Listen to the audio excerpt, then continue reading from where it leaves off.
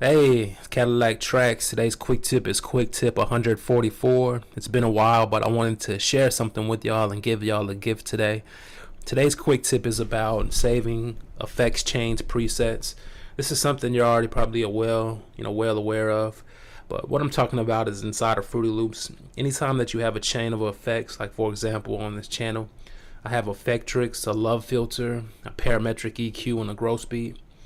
Anytime you have a chain of effects, it's always a good idea to save that chain for later use. A lot of times what I'll notice is that these chain of effects, they change the sound so drastically. They can really make it real melodic, and it can do a lot when you're adding growth beat and filters and Effectrix and stuff like that.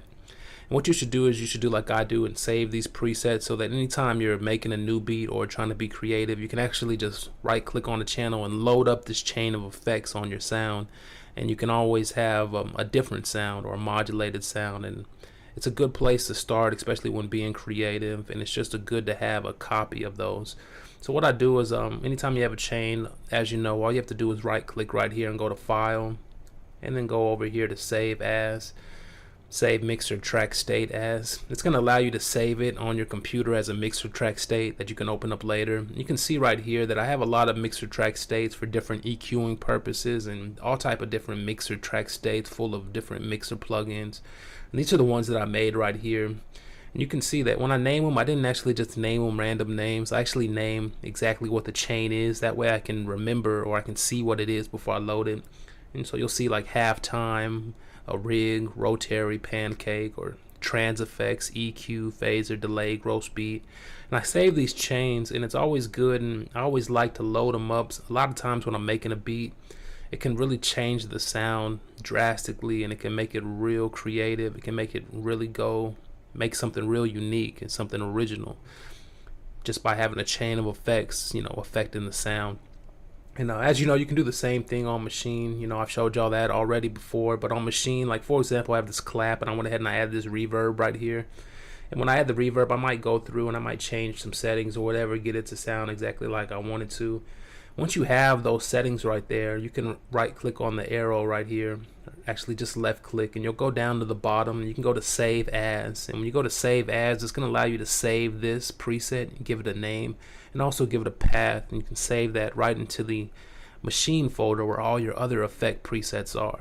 And once you save that, it's going to pop up whenever you click on this button or you hit the presets button. You can see all your presets right there. So it's always a good idea to save presets or chains of presets. If you make a chain of effects inside a Machine and you want to save them, you have to save the group. Even if it has no sounds or whatever, you need to save the group. That way it'll save the group of chain of effects.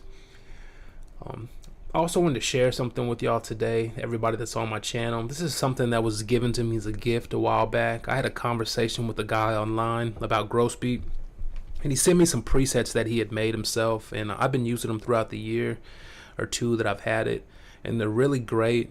I use them all the time, and I never got a chance to thank this guy. I've been trying to look up the email and find them online, but I can't.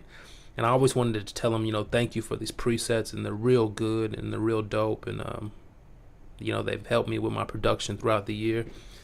So I wanted to share this and actually give it back to y'all. I wanted to share it with y'all since I'm not able to thank him directly, but he gave it to me and I wanted to give it to y'all, and just want to go over it. It looks like this right here. I have a lot of growth beat presets. I'll just show you right here. Oh hell, why'd I do that? But these are all of my growth beat presets. You can see that I have a lot right here, and I'm gonna share this one with y'all called self beat cutters. And a guy shared this one with me, and what it is it's different time divisions. And lately what we do is we like to halftime a beat, one half, and it's got a halftime setting right here where you can see this is the halftime, but it's all these different fractions or divisions of time. It goes from 7/8 to 3/4 to 5/8 into 1/2 into 3/8. And this is like going faster, and then it goes into slower time where it's slowing down, 9/8, 5/4. All these different time divisions, kind of like we do with halftime. But I've never seen anybody make all these presets, or how he figured out how to do the math to get all these different denominations of fractions of time presets. But anyway, this thing is so dope, man. I've used it a lot of times, and I just want to give y'all a little sample of what it does. So this is a guitar sound that I made right here for this beat, and I just want to let y'all hear what it sounds like without any effects.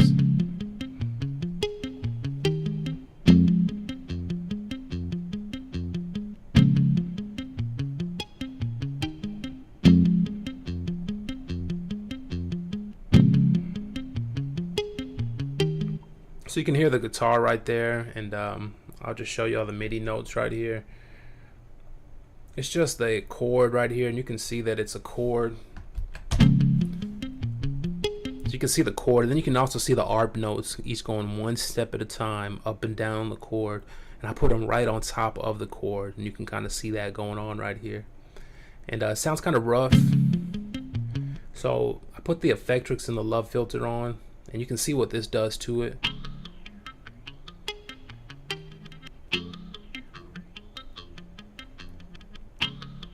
So just by putting effects, you can really change the dynamic of a sound just like that. And then I want to show you what this gross beat is doing right here. I put the gross beat on, and this is what the gross beat sounds like without it. And this is what it sounds like turned on.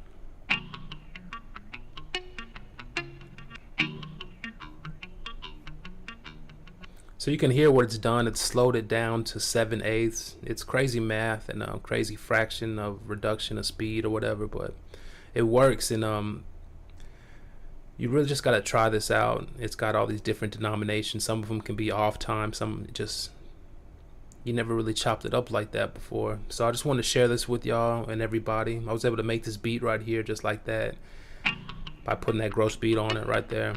And I've used it so many times, and I'll just share this beat. I'm actually about to mix it, but share what it sounds like right here, right now.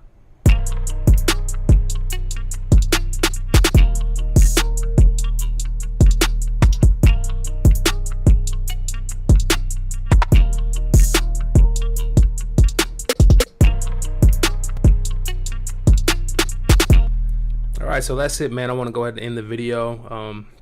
Also want to share with y'all what I've been doing lately. If you watch my channel, I go through a lot of different workflow techniques with Maschine and Fruity Loops.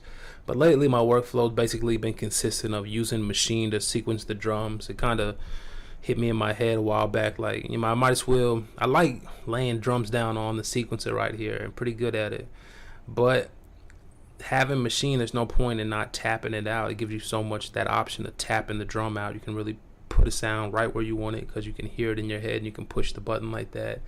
And it's so easy just to, what I'll do is I'll actually go ahead and I'll sequence the beat right here on Maschine, but instead of actually trying to sequence it out inside of Maschine, I'll just go ahead and I'll take these MIDI notes. If you watch my channel, you can see that I've linked MIDI notes. I've linked Fruity Loops and Maschine together like no one else, and I could trigger a sound from Maschine on Fruity Loops or vice versa. So what I'll usually do is I'll actually just record it right here in the Maschine. Once it's in Maschine, I'll just take my notes right here and I'll actually just drag them right onto the track that I want them on, like this kick right here. I would drag it there. It'll ask me what I want to import. It was the kick right here. So I just go to kick and accept.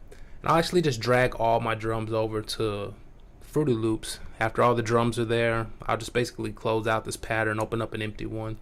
And Maschine's job will pretty much be done at that point. All the drums will be triggering from right here inside of Fruity Loops at that point. And from there, you can do something easy like split by channel.